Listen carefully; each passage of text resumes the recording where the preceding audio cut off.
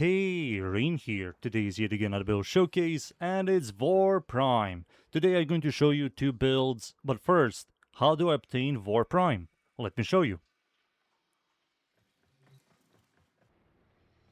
Once you finish the Jade's Constellation quest, you're going to talk to Honhao, he's right over here, and you're going to scroll all the way down, and you're going to buy this.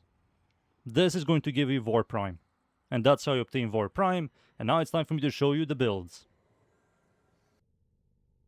The first build is the El Clasico Influence build. The mods I'm using here, we have Conditional Overload for melee damage per status type, this is mandatory, raw damage, primary reach for range, mandatory range, Blood Rush and Weeping Wounds for lost status chance, skill chance per call multiplier, mandatory, Shocking Touch for electricity, we need this with Influence, Berserker's Fury for attack speed, you need this, Gallon's Elementalist for stats damage and stats chance, this is going to make the electricity takes do more damage, and Gallon's Steel for cruel chance and cruel damage, which is also mandatory.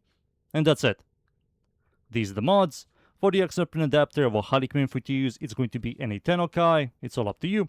Which one do you have? Arcane, no brainer, melee influence, we have electricity, we're going to spread electricity and other stats effects in a large radius for 18 seconds. This is going to help us out a lot with clear.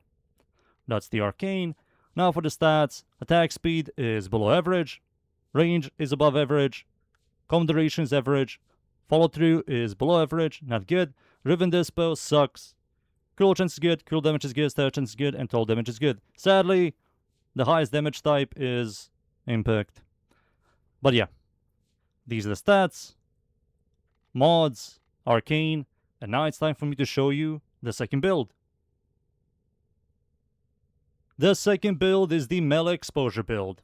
The mods I'm using here, you're going to remove Gallon's Elementalist, Shocking Touch for Vicious Frost for cold stat chance, and Prime Fever Strike for Toxin. Toxin, cold, is going to give us viral damage, and that's it.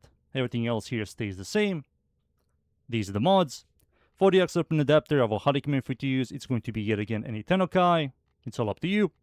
Arcane, instead of Influence, we're going to use melee exposure. On ability cast, you're going to get corrosion damage on melee strikes for 25 seconds, stacks up all the way up to 240, which is a lot of increased damage, and free corrosion damage. That's the Arcane, and for the stats, instead of electricity, it's going to be corrosion viral. And there you go. The stats, mods, Arcane, and now it's time for me to show you the Influence build against the units. Alright, let's start. This is the first build. I'm going to spawn level 205 Steel Path or Kimberly Group dudes. No buffs, armor strip. First things first, we need to get some stacks. We need to get some combo. So you won't be doing much at the beginning, but once you get some stacks, you're going to see consistent orange, yellow. You're going to spread the stats effects in a large radius. Once you add some buffs, you're going to do a lot more. And yeah, it functions like every other influence weapon, every other melee weapon. No gimmicks, just like slightly better stats. And that's it. That's Warframe's influence build. There we go. Now let me show you the second build, exposure. Swap.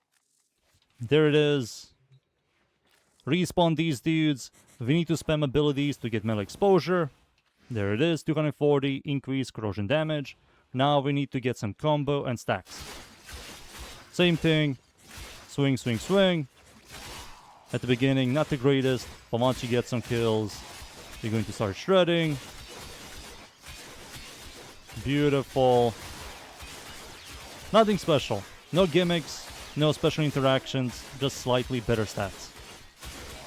It's also a heavy blade, and heavy blades kinda have garbage stances when it comes to DPS, and 60 follow-through doesn't really help. So yeah, it's nothing special. It's War with minor upgrades. But yeah, those are two builds. Now it's time for me to show you the Influence build against the Steel Path enemies. So, let's go. And we're in. I'm up against the Corrupted Enemies Mod Survival Steel Path. I'm going to show you this build, the Influence build, the one I will recommend to make your clear better. You also don't have to rely on the 60 follow-through damage, you know. 60 follow-through, I'm sorry, it sucks. They need to, in my opinion, remove follow-through entirely. It just sucks. 60 fall through is just horrible. It just doesn't fit. You need to overpower enemies with massive layers of buffs, and it's not worth it, in my opinion. To do all of that just to make your clear slightly faster. I'm sorry, that's stupid. Fall through sucks. Also, they butchered a lot of stances, especially the heavy blade stances. All of them are garbage. All of them provide nearly identical damage, and all of them have like horrible base stats on them. People have been complaining, including myself, for years to rework stances because you kill them.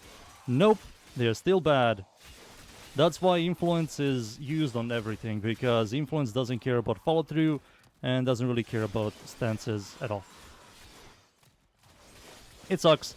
Vor, in general, Warframe, nothing special, no gimmicks, nothing unique, functions like every other melee weapon, slightly better stats, that's it. It's whatever. MR fodder in my eyes. I think a lot of people are going to just use this for a couple of weeks, maybe a month. It's going to be like flavor of the week, flavor of the month, and then after that they will realize that it's just the exact same melee weapon like every other with no gimmicks, you know. And the power it delivers, nothing special as well. Riven display is also garbage. Nothing special. Also impact, the highest damage type. Yikes. Yikes. Really bad. It's like a forced weapon they created just to create hype. And that's it. Nothing special. Move along. It's War with slightly better stats. Alright. Acolyte here as well. Beautiful. Once you add some buffs, of course, it's going to do a lot more. This is also buffless. I will use some buffs just to make the Acolyte despawn faster. There he goes. Goodbye. Beautiful. But yeah, I believe you guys seen enough. That's Warframe. Time for me to leave. And be right back. And there you go. Warframe is whatever. It's MR fodder. It's quite easy to get as well.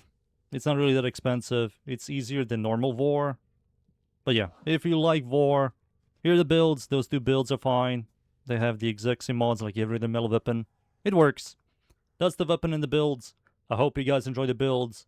Leave a like and sub, and of course, see you all next time. Thank you.